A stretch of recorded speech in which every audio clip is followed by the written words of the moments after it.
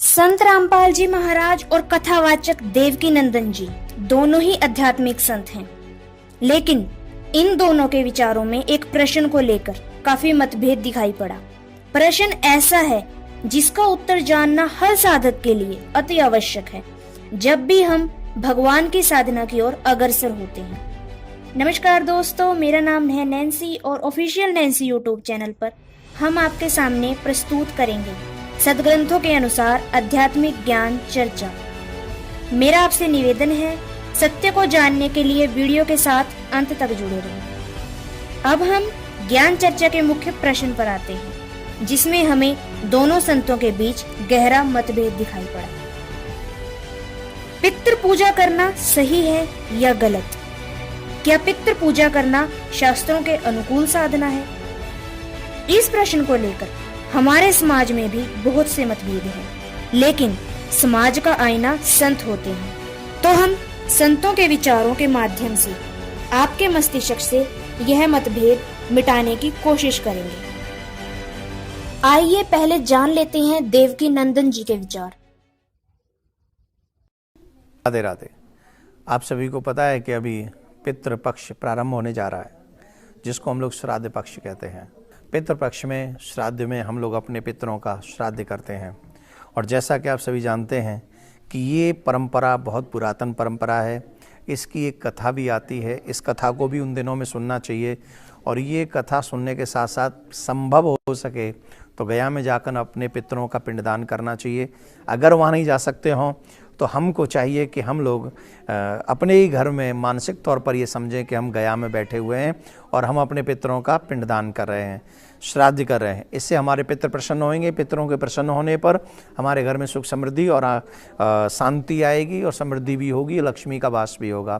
पितृपक्ष में ही पितरों को याद रखने का बहुत बड़ा महात्म्य है। तो ये थे कथावाचक देवकी नंदन जी के विचार। अब जानते हैं संत रामपाल जी महाराज के विचार कि श्राद्ध निकालना, पितृ पूजा करना सही है या गलत। लेकिन संत रामपाल जी महाराज के विचार आपके सामने प्रस्तुत करने से पहले हम आपको स्पष्ट कर देते हैं कि यह ज्ञान चर्चा शास्त्रों पर आधारित है, और यदि किसी संत के विचार शास्त्रों से नहीं मिलते तो यह स्पष्ट है कि वह उसका मनगढ़ंत ज्ञान है। तो अब जानते हैं संत रामपाल जी महाराज के विचार।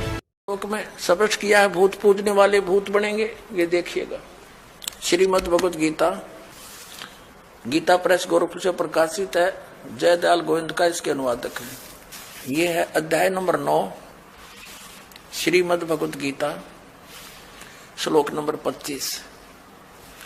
देवताओं को पूजने वाले देवताओं को प्राप्त होंगे, पितरों को पूजने वाले पितरों को प्राप्त होते हैं, और भूतों को पूजने वाले भूतों को प्राप्त होते हैं, और मेरा पूजन करने वाले मुझको ही प्राप्त होते हैं। अब ये श्राद्ध कितना आगे फिर अब आपको दिखाते हैं झलक पुराणों में क्या लिखा है। एक मार्कंडेय पुराण है। एक रुचि नाम के ब्राह्मण थे, ऋषि, और उसने वेदों को समझा पढ़ा कि मनुष्य जीवन, ये ज्ञानी आत्मा थे, कि मनुष्य जीवन केवल मोक्ष प्राप्ति के लिए प्राप्त होता है। इसलिए उसने ना तो विवाह कराया, ब्रह्मचारी पद पर रहते हुए 40 वर्ष की उम्र होगी थी, और अपना जंगल में, वन में रहता था। कोई मकान झोंपड़ी भी नहीं डाल रखी थी। ये सोच करके मोक्ष प्राप्ति करानी है और ना क्या संग्रह करना है, 2 दिन का जीवन है। अब वो वेदों अनुसार साधना कर रहा था, रुचि ऋषि।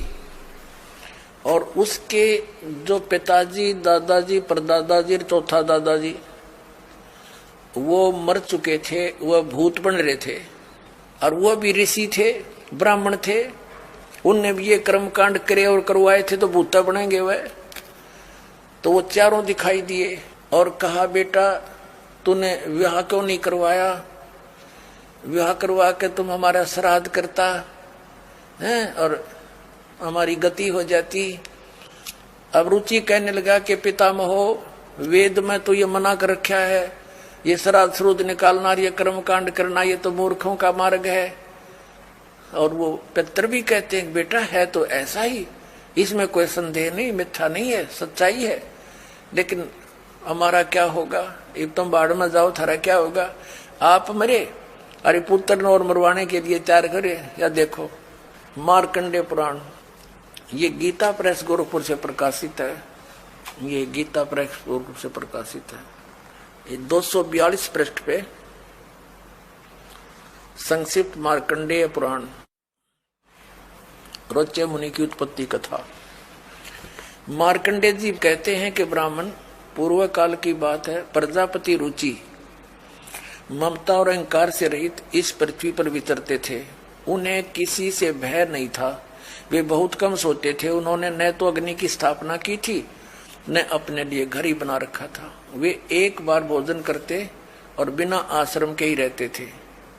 उन्हें सब प्रकार की आसक्तियों से रहित एवं मुनिवर्ती में रहते देख उनके पितरों ने उनसे कहा, ये देखिए ये चारों आगे भूत बन रहे, ये देखो ये रुचि ऋषि है, ये इनके पहले बने हुए वो पंडित जी सारे भूत पूज का भूत बन गए। अब ये दिख गए इसने सारे इकट्ठे। पितर बोले, बेटा विवाह स्वर्ग और अपवर्ग का हेतु होने के कारण एक पुण्यमय कार्य है। ये तो इन पितरों के वचन हैं, ये तो पितरों के वचन है जो अपनी सलाह दे रहे हैं। अब देखना, उसे तुमने क्यों नहीं किया। ग्रस्त पुरुष समस्त देवताओं, पितरों, ऋषियों और अतिथियों की पूजा करके पुण्यमय लोकों को प्राप्त करता है। वह सभा के उच्चारण से देवताओं को, शब्द से पितरों को तथा अन्नदान, बलि, वैष्णदेव आदि से भूत आदि प्राणियों एवं अतिथियों को उनका भाग समर्पित करता है।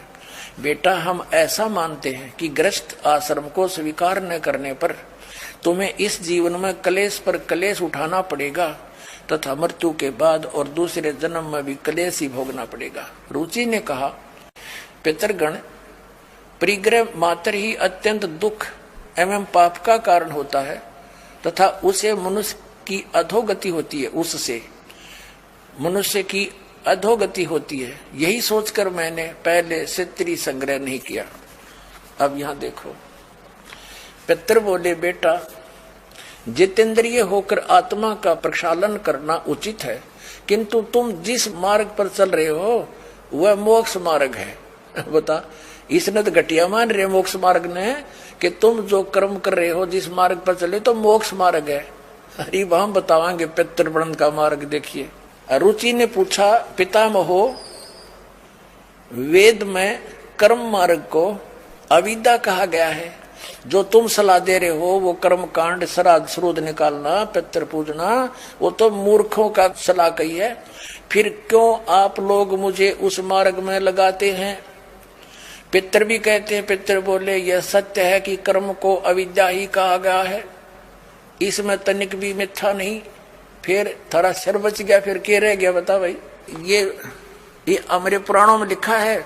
अब इस बात को पितर भी मानते हैं कि आप जो साधना करें तो मोक्ष मार्ग है, और आप फिर उसको सलाह दे रहे हैं भूत पूज, श्राद्ध निकाल, ब्याह करवा, और यो नरक मार्ग है।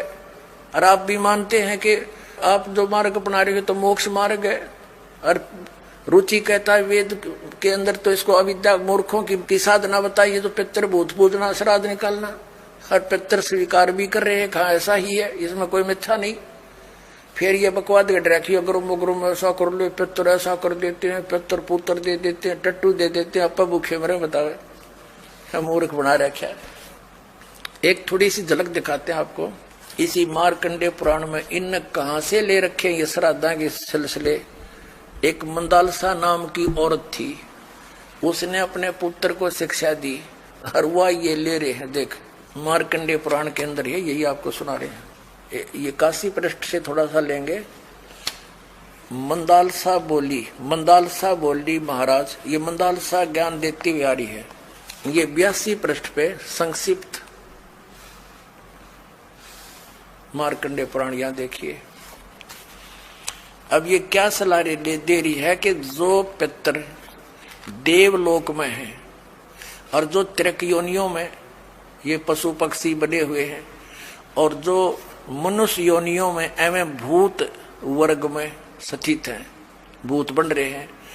और वे पुण्यात्मा हों या पापात्मा, जब भूख प्यास से विकल होते हैं तो वे अपने कर्मों में लगा हुआ मनुष्य पिंड दान तथा जल दान के द्वारा उन्हें तृप्त करता है। इसी तरह वह देवताओं और अतिथियों को भी संतुष्ट रखता है। देवता, मनुष्य, पितृ, भूत, प्रेत, गुहक, पक्षी, कृमि और कीट आदि भी मनुष्यों से ही जीविका चलाते हैं। अब ये क्या बता रही है कि चाहे तो वो जो पितृ देवलोक में हैं, जो तिर्यक योनियों में पड़े हैं, और जो मनुष्य योनियों में यानी भूत आदि पितृ पैतृ बन रहे हैं, वे पुण्यात्मा हों या पापात्मा, सब भूखे प्यासे मरते रहते हैं। तो वो टट्टू देवलोक में हुए, भूखे मरते प्यासे मरे। अब क्या बताते हैं आगे, ये देखिएगा संक्षिप्त मार्कंडेय पुराण 92वें पृष्ठ पे। इनमें से जो नरक में निवास करते हैं, जो पशु पक्षी की योनियों में पड़े हैं तथा जो भूत प्रेत आदि के रूप में स्थित हैं, उन सब को विधि पूर्वक श्राद्ध करने वाला यजमान तृप्त करता है। कैसे करता, सुनो।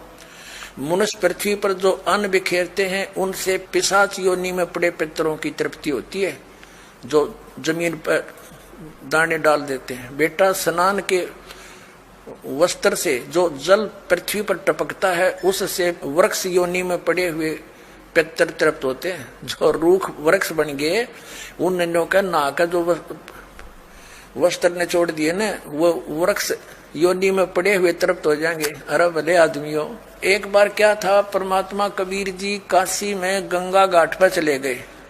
गंगा का एक घाट बना हुआ है, वहां पर ये ब्राह्मण लोग सूर्य को यानी ऐसे सूर्य की तरफ मुंह करके गंगा से जल उठावें और वहीं डाल दें। कबीर साहब बढ़कर उसमें गंगा में घुटनों पानी में और ऐसे नौकरन लगे, गंगा के जल को पटरी पर फेंक रहे पूरी स्पीड। अब वो सारे पंडित जी अपना काम छोड़ कर कबीर साहब की ओर देखने लगे, कहने लगे, वो कबीर ये क्या कर रहा तू? कबीर जी बोले, आप क्या कर रहे हो? मैंने ना पूछा, तुम क्यों पूछ रहे हो मेरे से?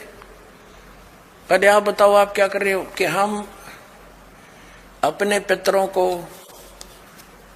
स्वर्ग में जल भेज रहे हैं। ये हम यहाँ जल डाल रहे हैं ना, ऐसे मंत्र बोलकर, ऐसे सूर्य की तरफ मुकर के, ये वहां स्वर्ग में हमारे भूखे प्यासे पितरों को जल प्राप्त होगा। परमात्मा बोला, मैंने एक बगीची लगा रखी अपनी झोपड़ी के आगे, और मैं उस झोपड़ी को उस बगीची को सींच रहा हूं। फिर मंड के करड़े हो गए। तो वो कहने लगे, रे भोले आदमी, इतनी दूर कैसे जाएगा जल? ये तो यहीं पड़ा है।